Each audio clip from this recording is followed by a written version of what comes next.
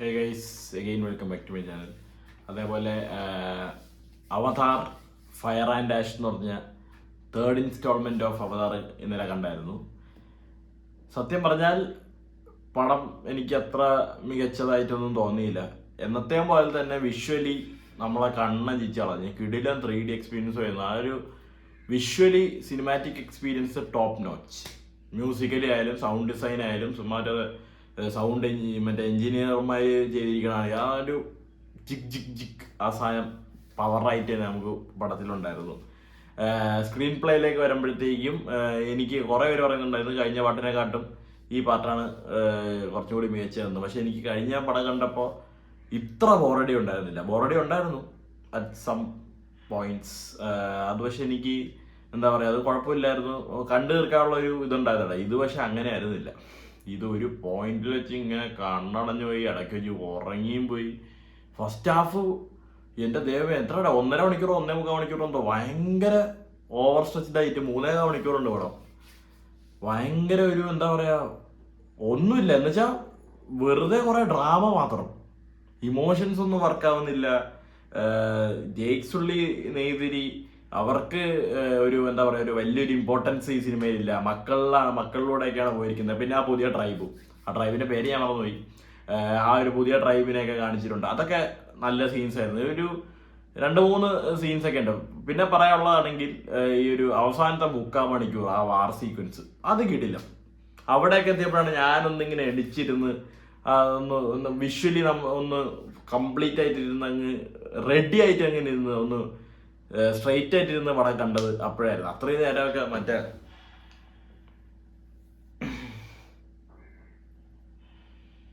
കണ്ണടയൊക്കെ എടുത്ത് ഇടയ്ക്ക് ഇത് തുടച്ച് പിന്നെ വെച്ച് എനിക്ക് 3D കണ്ണട ആദ്യം നേരെ വെച്ചുകൊണ്ടിരിക്കാൻ പറ്റില്ല. എനിക്ക് ഈ ഒരു പോയിന്റിൽ ഭയങ്കര ഒരു വേന ഉണ്ടാവും.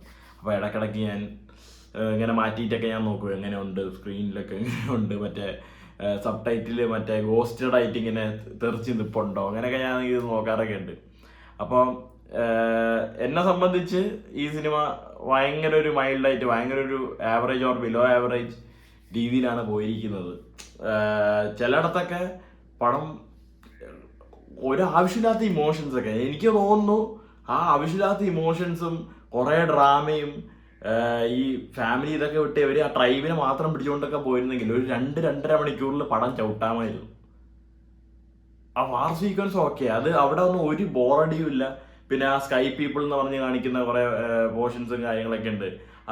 അത് നൈസായിരുന്നു. പിന്നെ മറ്റേ ഇതൊക്കെ ഇല്ലടേ, ജെല്ലി ഫിഷും തിമിങ്ങലും അങ്ങനത്തെ സാധനങ്ങളൊക്കെ ഇല്ല. അതിൻ്റെയൊക്കെ ഒരു ഇമ്പോർട്ടൻസ് കൊടുത്ത്. പിന്നെ വേറൊരു സംഭവം ഉണ്ട്, അത് ഞാൻ പറയുന്നില്ല. അത് എന്താ പറയുക, പഴയ പടത്തിൽ നിന്ന് വരുന്ന ഒരു സാധനമുണ്ട്. അത് നല്ലൊരു മൊമെന്റ് ആയിരുന്നു. അങ്ങനെ കുറെ നല്ല നല്ല നമുക്ക് മൊമെന്റ്സ് ഉണ്ട്. കാണാനായിട്ടാണെങ്കിൽ ഒന്നും പറയാനില്ല. പക്ഷെ ഇത് കഥയിലോട്ട് വരുമ്പോഴാണ് നമുക്ക് കുറെ കല്ലേടി തോന്നുന്നത്. മാത്രമല്ല അനാവശ്യ കുറെ സീൻസ് ഒക്കെ ഉണ്ട്. ഇതൊക്കെ എന്തിനായിരുന്നു അതിൻ്റെയൊക്കെ ഒരു ആവശ്യം എന്നൊന്നും എനിക്കറിയില്ല. പുള്ളീൻ്റെ വിഷൻ എന്താണെന്ന് എനിക്ക് മനസ്സിലാക്കാൻ പറ്റാത്തടത്താണ് എൻ്റെ ഒരു തോൽവി. അത് മനസ്സിലാക്കിയടത്ത് എനിക്ക് ചോദിക്കണം ഇനി എന്താണ് സംഭവം എന്നൊക്കെ. അപ്പോൾ അതാണ് എനിക്ക് തോന്നിയത്. എനിക്ക് ആ ഒരു സംഭവം ക്ലിയർ കട്ടായിട്ട് കിട്ടിയില്ല. That's all. Avatar fire and ash കുഴപ്പമില്ല. എന്ന് വെച്ചാൽ നിങ്ങൾ ഇപ്പോൾ ഈ ഐമാക്സിലൊക്കെയാണ് അവതാർ കാണേണ്ടതെന്ന് പറയുന്നുണ്ട്. പക്ഷെ 1200-1500 രൂപയൊക്കെയാണ് ഇവിടെ സിനിപോളൈസിൽ ഐമാക്സിൽ അവന്മാർ ഇപ്പോൾ ഇതിട്ട് വെച്ചിരിക്കണേ. എന്നിട്ട് ഹൗസ്ഫുള്ള്. ഞാൻ ആലോചിക്കണം, ഇത്ര പൈസയൊക്കെ കൊടുത്ത് കാണാന്ന് വെച്ച് കഴിഞ്ഞാൽ ഉണ്ട്, പടം കാണാനുണ്ട്. ഐമാക്സിൽ എക്സ്ക്ലൂസീവ് അവർ ചെയ്തിരിക്കുന്ന പടമാണ്. ഐമാക്സ് ക്യാമറയിൽ ഷൂട്ട് ചെയ്തിരിക്കുന്ന പടമാണ്. നമുക്ക് വേറെ ഒരു ലോകത്തെത്തിയ ഒരു എക്സ്പീരിയൻസ് കിട്ടും. ഞാൻ വേ ഓഫ് വാട്ടർ ഐമാക്സ് കണ്ട ആളാണ്. അപ്പോൾ അതെനിക്ക് എന്താ പറയുക, നല്ലൊരു രസമായിരുന്നു. നമ്മളതൊരു വലിയൊരു തിമിങ്കലൊക്കെ വന്ന് ആ ഒരു വേ ഓഫ് വാട്ടറിൻ്റെ ആ ഒരു എന്താ പറയുക, ആ ഒരു പടത്തിൻ്റെ സെറ്റിങ് ഭയങ്കര ഇഷ്ടപ്പെട്ട ഒരാളാണ് ഞാൻ. ആ ഒരു ഫുള്ള് ആ വെള്ളത്തിൻ്റെ അടിയിലുള്ള കുറേ പോർഷൻസ്, മറ്റേ തിമിങ്കലം സാധനങ്ങൾ, ബഹളം, അതൊക്കെ നല്ല രസമായിട്ട് തന്നെ ഉണ്ടായിരുന്നു. പക്ഷെ ഈ സിനിമയിലോട്ട് എത്തിയപ്പോഴത്തേക്കും എനിക്ക് അങ്ങനത്തെ വിഷ്വലി ഞാൻ പറഞ്ഞില്ലേ, എത്രത്തോളം അവർക്ക് ചെയ്യാൻ പറ്റുമോ, എന്തൊക്കെയാണ് ചെയ്തിരിക്കണത് ഒരു മനസ്സിലാവാത്ത രീതിയിൽ അടിച്ചു പൊളിച്ചാണ് വെച്ചിട്ടുള്ളത്. പക്ഷെ ഒരു പോയിന്റ് കഴിയുമ്പോഴത്തേക്കും എനിക്ക് ഭയങ്കര എന്താ പറയുക, ഒരു മടുപ്പ് തോന്നി. ഇൻ്റർവെല്ലൊക്കെ ആയപ്പോൾ എത്രയും പെട്ടെന്ന് ഒന്ന് ഇറങ്ങി, ഇൻ്റർവെല്ലിൽ ഇറങ്ങി ഒന്ന് റെഡിയായി, ഒന്ന് മോഹം കഴുകി, ഒരു പെപ്സിയൊക്കെ മേടിച്ച് തിരിച്ച് കയറി. അങ്ങനെയാണ് ആ പടം എനിക്ക് കാണാൻ പറ്റിയത്. അല്ലാതെ വെറുതെ ഇരുന്നാൽ എനിക്ക് കാണാൻ പറ്റില്ല, ഞാൻ ഇത് ഉറങ്ങിപ്പോവും.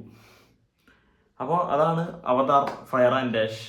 നിങ്ങൾ കണ്ടവരാണെങ്കിൽ അഭിപ്രായം പറയുക, കാണാത്തവരുണ്ടെങ്കിൽ സിനിമ കാണാം. പിള്ളേരൊക്കെ കൊണ്ടുപോയിക്കോ, ഒരു കുഴപ്പമില്ല. പിള്ളേരൊക്കെ സുഖമായിട്ടിരുന്ന് സിനിമ കാണും. അതിന് മാത്രമൊക്കെ ഉണ്ടേ അതൊക്കെ. പുള്ളി അതാണല്ലോ, പുള്ളി അന്തക്കാലത്ത് ഇങ്ങനത്തെ ഒരു പടം പുള്ളീൻ്റെ മനസ്സിലുണ്ടായി, പുള്ളീൻ്റെ തല പ്രയോഗിച്ച് പുള്ളി ഒരു സിനിമ ഇറക്കി. അത് പുള്ളീൻ്റെ വിജയമാണത്, പുള്ളീൻ്റെ കഴിവാണത്. അന്തകാലത്ത് ഇങ്ങനത്തെ സിനിമ ഇറക്കാന്ന് വെച്ച് കഴിഞ്ഞാൽ. പക്ഷെ എൻ്റെ ഒരു അഭിപ്രായം വെച്ച് ഇനി ഇതിൻ്റെ 4th ഉം 5th ആവശ്യമൊന്നും ഇല്ല. എനിക്ക് അറിഞ്ഞൂടാ, ആരൊക്കെ പറഞ്ഞിട്ട് ഇനി 2 പാർട്ടും കൂടി ഉണ്ടെന്ന്. അതിൻ്റെ ആവശ്യമുണ്ടോയെന്ന് എനിക്കറിയില്ല. നമ്മുടെ മെയിൻ കഥാപാത്രങ്ങൾക്കൊന്നും ഈ പടത്തിൽ ഒരു വേണ്ടത്ര ഇമ്പോർട്ടൻസ് കൊടുത്തിട്ടില്ല എന്നാണ് എൻ്റെ ഒരു അഭിപ്രായം. So that's all with Avatar. Bye bye.